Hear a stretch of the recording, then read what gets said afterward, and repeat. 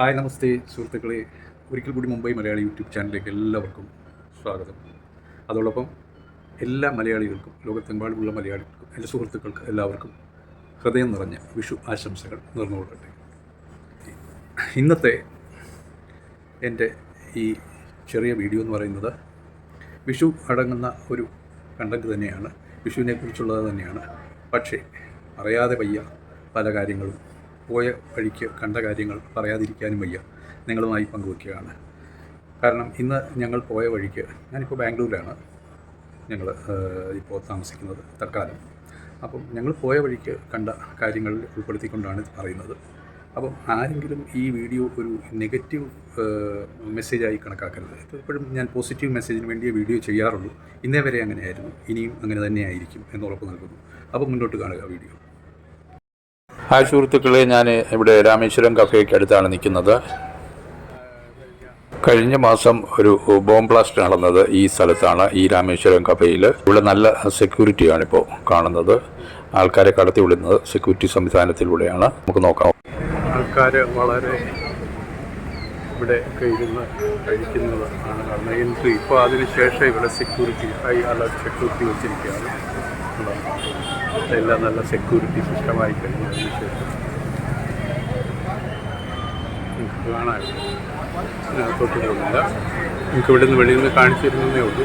ഈ ഭാഗത്തൊക്കെ ഇരുന്ന ആൾക്കാർ കഴിക്കുന്നില്ല. അവിടെ ഇരുന്ന് സമയത്താണ് ഈ പ്രശ്നമുള്ളത്.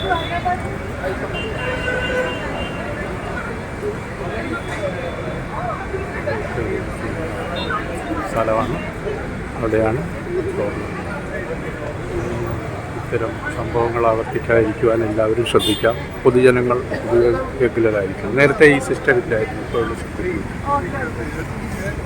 ഈ വീഡിയോ എല്ലാവരും കണ്ടല്ലോ. ഇത് ഈ രാമേശ്വരം കഫേ എന്ന് പറയുന്നത് ബാംഗ്ലൂർ ബ്രൂക്ക്ഫീൽഡ് എന്ന് പറയുന്ന സ്ഥലത്ത്, വൈറ്റ് ഫീൽഡ് റോഡിൽ, ഓഫ് വൈറ്റ് ഫീൽഡ് റോഡ്, അവിടെ നിന്ന് ബ്രൂക്ക്ഫീൽഡ് എന്ന് പറയുന്ന സ്ഥലത്താണ്. അപ്പം ഇത് ഇവിടെ നടന്ന സംഭവം എല്ലാവർക്കും അറിയാം, ന്യൂസിലൊക്കെ എല്ലാവരും അറിഞ്ഞു. ഈ രാമേശ്വരം കഫേ തന്നെ തിരഞ്ഞെടുത്ത് ഈ കഫേയിൽ കയറി ഇരുന്ന് ഇത്ര ഭീകരമായ, അത് ഭീകരമാകേണ്ടതായിരുന്നു. ഭാഗ്യവശാൽ, ദൈവാനുഗ്രഹത്താൽ അവിടെ ഇരുന്ന് ആർക്കും ഗുരുതരമായ പരിക്കുകളൊന്നും പറ്റിയില്ല. എന്നാലും ഇപ്പം ഹോസ്പിറ്റലൈസ് ചെയ്തിരിക്കുന്നു എന്നറിയുന്നു. ഇതുവരെ അവരെ വിട്ടയച്ചോ എന്നറിയില്ല. അപ്പോൾ കുറേ പേര് ആശുപത്രിയിലായി. അപ്പം ഇവിടെയൊക്കെ പോയി ഞങ്ങൾ പലവട്ടം പോയിരുന്ന് ഭക്ഷണം കഴിച്ചിട്ടുണ്ട്. അവിടുത്തെ ഒരു പ്രത്യേകത എന്ന് പറയുന്നത്, അവിടെ നമുക്ക് നേരിട്ട് കൗണ്ടറിൽ പോയി ആവശ്യമുള്ള സാധനങ്ങൾ മെനുവിൽ നിന്ന് ഓർഡർ ചെയ്ത് നമ്മൾ തന്നെ പോയി സെൽഫ് ആയിട്ട് എടുത്ത് കൊണ്ടുവന്ന്, കിച്ചണൊക്കെ ഓപ്പണായിട്ട് വെളിയിൽ നിന്നാൽ തന്നെ കാണാം, ഗ്ലാസ്സിനകത്ത് നന്നായിട്ട് അവർ പാചകം ചെയ്യുന്നതൊക്കെ. അപ്പോൾ ഇങ്ങനെ നമുക്ക് നാടൻ ഭക്ഷണം എല്ലാം, നമുക്ക് മലയാളികൾക്ക് പരിചയമായ പൊടി ഇഡ്ഡലിയാണ് ഞാൻ കാണാറ് അവിടെ. പൊടി ദോശ കണ്ടില്ല. അതുപോലെ മസാല ദോശ, ഉഴുന്നുവട, ഇങ്ങനെയൊക്കെയുള്ള കാര്യങ്ങൾ അവിടെ വളരെ ഫേമസാണ്. അപ്പം ഇതിൻ്റെ പ്രാധാന്യം, ഈ രാമേശ്വരം കഫേ എന്ന് പറയുന്ന ഈ റെസ്റ്റോറൻറ്റ് ഔട്ട്ലെറ്റിൻ്റെ പ്രാധാന്യം എന്ന് പറയുന്നത് ഒരു വെജിറ്റേറിയൻ കഫേയാണ്. അപ്പം ഇതിന് വളരെ അധികം നെറ്റ്വർക്ക്, വേറെ പല ബ്രാഞ്ചുകളുമുണ്ട് പല സ്ഥലങ്ങളിലും. ബാംഗ്ലൂർ തന്നെ ധാരാളം സ്ഥലങ്ങളിലുണ്ട്. പിന്നെ ഇപ്പോൾ അവർ ഈ അടുത്ത സമയത്ത് ഒരു റിപ്പോർട്ട് വന്നു, അത് ഞാൻ ഗൂഗിൾ ന്യൂസിൽ നിന്ന് വായിച്ചതാണ്.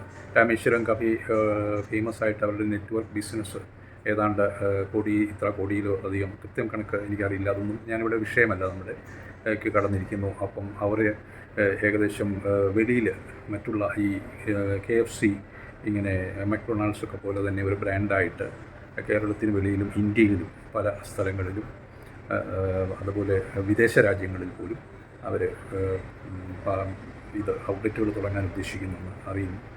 അപ്പം അതൊക്കെ ഒരു നമ്മുടെ ഭാരതത്തിൽ നിന്ന് ഒരു ചെറുകിട ബിസിനസ് ആയിട്ട് ആരംഭിച്ച ഈ ബാംഗ്ലൂർ എന്ന് പറയുന്ന നഗരത്തിൽ വർഷങ്ങൾക്ക് മുമ്പ് ചെറിയ ഒരു കുക്ക് മാത്രമായിരുന്ന ഒരു മനുഷ്യൻ, പാചകം ചെയ്യാൻ അറിയാം, പാചക വൈദഗ്ധ്യം കൊണ്ട് അദ്ദേഹം തുടങ്ങിയ ഒരു ഔട്ട്ലെറ്റ്, അദ്ദേഹത്തിൻ്റെ ഭാര്യയും ഇന്ന് അവർ കുടുംബമായി, അത് ബന്ധുക്കളെല്ലാവരും കൂടി ചേർന്ന്, അല്ലെങ്കിൽ മറ്റു പാർട്ട്നേഴ്സൊക്കെ എല്ലാവരും കൂടി ചേർന്ന് ഇത്ര വിപുലമായ ഒരു ശൃംഖലയാക്കി മാറ്റി അതിനെ വളർത്തിക്കൊണ്ടുവരുന്നതിൽ ആർക്കോ എന്തോ എവിടെയോ ഒരു പ്രശ്നമുണ്ട്.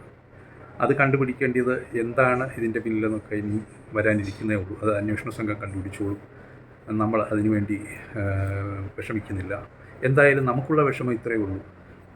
അവിടെ നിങ്ങൾ കണ്ട പോലെ, ഈ ദൃശ്യങ്ങളിൽ കണ്ട പോലെ ധാരാളം യുവതി യുവാക്കൾ അവിടെ ഏം, ആരൊക്കെയാണ് വന്നിരിക്കുന്നത്, പല സംസ്ഥാനങ്ങളിൽ നിന്നും അവരുടെ മാതാപിതാക്കളായി പിന്നെ വിട്ട് ബന്ധുക്കളെ വിട്ട് ഇവിടെ വന്ന് താമസിച്ച് IT സെക്ടറുകളിലൊക്കെ ജോലി ചെയ്യുന്ന, അതുപോലുള്ള കമ്പനികളിലൊക്കെ ജോലി ചെയ്യുന്ന, ഇവിടെ IT വൈറ്റ് ഫീൽഡിൽ ഫേമസ് ആണല്ലോ ബാംഗ്ലൂർ, IT ഹബ്ബാണല്ലോ. അപ്പം ധാരാളം PG യിലൊക്കെ പഠിക്കുന്ന സ്റ്റുഡൻസ്, PG എന്ന് പറയുമ്പോൾ ഇവിടുത്തെ പേയിങ് ഗസ്റ്റ് അക്കോമഡേഷനിൽ താമസിച്ചുകൊണ്ട് അവരിവിടെ വന്ന് ഭക്ഷണം കഴിക്കാനായിട്ട്, നല്ല ഭക്ഷണം, എന്നാൽ ഭക്ഷണത്തിൻ്റെ രുചിയെക്കാട്ടിൽ എനിക്ക് അവിടെ മനസ്സിലാക്കിയ ഒരു കാര്യം അവിടുത്തെ ഒരു ആംബിയൻസ് ആണ്. അവിടെ വെളിയിലിരുന്ന് നമ്മളൊരു വീട്ടിൽ, ഒരു വലിയ നാലുകെട്ടുള്ള ഒരു വീട്ടിലോട്ട്, അല്ലെങ്കിൽ അതുപോലുള്ള ഒരു വലിയ ഒരു വീടിൻ്റെ മുറ്റത്തോട്ട് കയറി ചെന്നിട്ട് നമ്മൾ അവിടെ അരമതിലും ഒക്കെ കയറിയിരുന്ന് പിന്നെ ഒരു ഭക്ഷണം എടുത്തുകൊണ്ട് വന്ന് ഇരുന്ന് കഴിച്ചാൽ എങ്ങനെ ഇരിക്കും, ആ ഒരു പ്രത്യേക സുഖം അനുഭവിച്ചുകൊണ്ടാണ് എവിടെ വേണമെങ്കിലും ഇരിക്കാം, ഈവൻ നമുക്ക് നിലത്ത് വേണമെങ്കിലും ഇരിക്കാം വരാന്തയിൽ. അതുപോലെ ഒരു സ്വാതന്ത്ര്യം കൊടുത്തുകൊണ്ടുള്ള ഒരു പ്രത്യേക തരത്തിലുള്ള പ്രത്യേക രീതിയിലുള്ള ചൂണ്ടുള്ള ഒരു രീതിയിൽ, അല്ലാതെ മറ്റ് അങ്ങനെ ഉള്ള കാര്യങ്ങൾ അതൊക്കെ നമുക്ക് ഉൾക്കൊള്ളാൻ കഴിയുന്ന രീതിയിലുള്ള ഒരു നല്ല സംവിധാനങ്ങളിൽ കൂടി വരുന്ന സ്ഥാപനങ്ങളെ ഇങ്ങനെ പെട്ടെന്ന് ഇല്ലാതാക്കാൻ ആർക്കാണ് ആവശ്യം? അപ്പം എന്തെങ്കിലും ആട്ടെ, അതിൻ്റെ പിന്നിൽ പ്രവർത്തിച്ചവരെ ഇത് ഇപ്പോൾ തന്നെ NIA-യും വെസ്റ്റ് ബംഗാൾ പോലീസും കൂടി ചേർന്ന് അറസ്റ്റ് ചെയ്ത് 3-4 പേരെ കൊണ്ടുവന്നിട്ടുണ്ട്. അവരെ അറസ്റ്റ് ചെയ്ത് ഇനി അവരെ ചോദ്യം ചെയ്ത് കൂടുതൽ കാര്യങ്ങൾ അറിയാനിരിക്കുന്നതേ ഉള്ളൂ. IS ബന്ധം പറയുന്നു, അതൊക്കെ അന്വേഷണ ഉദ്യോഗസ്ഥന്മാർ വെളിപ്പെടുത്തട്ടെ, നമുക്കറിയില്ല അതിൻ്റെ ഡീറ്റെയിൽസ് ഒന്നും. കൽക്കട്ട വെസ്റ്റ് ബംഗാളിലെ ഒരു നഗരപ്രാന്തത്തിലുള്ള പാരഡൈസ് എന്ന് പറയുന്ന ഒരു ഹോട്ടലിൽ, ഒരു പഴഞ്ചൻ ഹോട്ടലിൽ പോയി ഇരുന്നാണ് ഈ തീവ്രവാദ ബന്ധമുള്ള ഈ യുവാക്കൾ അല്ലെങ്കിൽ ഒരാൾ അവിടെ പോയി ഫേക്ക് ആധാർ കാർഡ്, അതായത് നമുക്ക് ഭാരതത്തിലെ ആധാർ കാർഡ് കിട്ടാൻ പ്രത്യേകിച്ച് ബുദ്ധിമുട്ടുള്ളതായിട്ട് എനിക്ക് അറിയില്ല. നമുക്ക് ഉള്ള രേഖകൾ കൊടുത്താൽ നമുക്ക് ആധാർ കാർഡ് എത്രയും പെട്ടെന്ന് കിട്ടുന്ന ഒരു സംവിധാനം ഇവിടെ ഉണ്ട്. പക്ഷേ ഒരാൾക്ക് ഒരു ആധാർ കാർഡിൽ കൂടുതൽ വരാനും പാടില്ല. പക്ഷേ ഇവിടെ ഒരു ഫേക്ക് ആധാർ കാർഡ് ഉണ്ടാക്കിയതായിട്ടാണ് അറിയുന്നത്. ആ ആധാർ കാർഡ് ഉണ്ടാക്കിയ സ്ഥലം വരെ ഇന്നലെ വൈകിട്ട് ഇന്ത്യ TV ന്യൂസ് പുറത്തുവിട്ടു. അവർ അവിടെ പോയി, ആ സ്ഥലത്ത് പോയിരുന്ന് അവിടെ നിന്നാണ് ഈ ആധാർ കാർഡ് ഉണ്ടാക്കിയെന്നും ആധാർ കാർഡിൻ്റെ കോപ്പിയും ഒക്കെ, ആളുടെ പേരിലുള്ള ഫേക്ക് ID-യിലുള്ള ആധാർ കാർഡിൻ്റെ കോപ്പിയും ഒക്കെ കാണിക്കുകയും ചെയ്തിട്ടുണ്ട്. അപ്പോൾ ഇനി അതൊക്കെ കൂടുതൽ അറിയാനിരിക്കുന്നേ ഉള്ളൂ. അത് അവർ ഉണ്ടാക്കിയതാണത്രേ, നമുക്കറിയില്ല. അപ്പോൾ അതിനെക്കുറിച്ച് കൂടുതൽ അറിയട്ടെ, കാര്യങ്ങളൊക്കെ തെളിഞ്ഞു വരട്ടെ. എന്തായാലും ഇതുപോലുള്ള വിധ്വംസക പ്രവർത്തനങ്ങൾ അല്ലെങ്കിൽ ദേശവിരുദ്ധ പ്രവർത്തനങ്ങൾ നടത്തുന്ന ഒരു സംഘത്തിനെയും നമ്മുടെ ഭാരതദേശത്തിൽ, നമ്മുടെ കേരളത്തിൽ അല്ലെങ്കിൽ അതുപോലുള്ള സ്ഥലങ്ങളിൽ, കേരളത്തിലും അതുപോലുള്ള മറ്റു സംസ്ഥാനങ്ങളിലും വെച്ച് പുലർത്താൻ പാടില്ല. അത് ഇതുപോലുള്ള ഈ തിരഞ്ഞെടുപ്പ് നടക്കാനിരിക്കുന്ന ഈ അവസരത്തിൽ തന്നെ അതിനു മുമ്പ് എന്താണ് ഉദ്ദേശം എന്ന് ആർക്കും മനസ്സിലായിട്ടില്ല. എന്തായാലും അത് തെളിയട്ടെ. എല്ലാവർക്കും നന്മ വരട്ടെ എന്ന് ആശംസിച്ചുകൊണ്ട് എൻ്റെ ഈ ചെറിയ വീഡിയോ ഇവിടെ ഉപസംഹരിക്കുന്നു. എല്ലാവർക്കും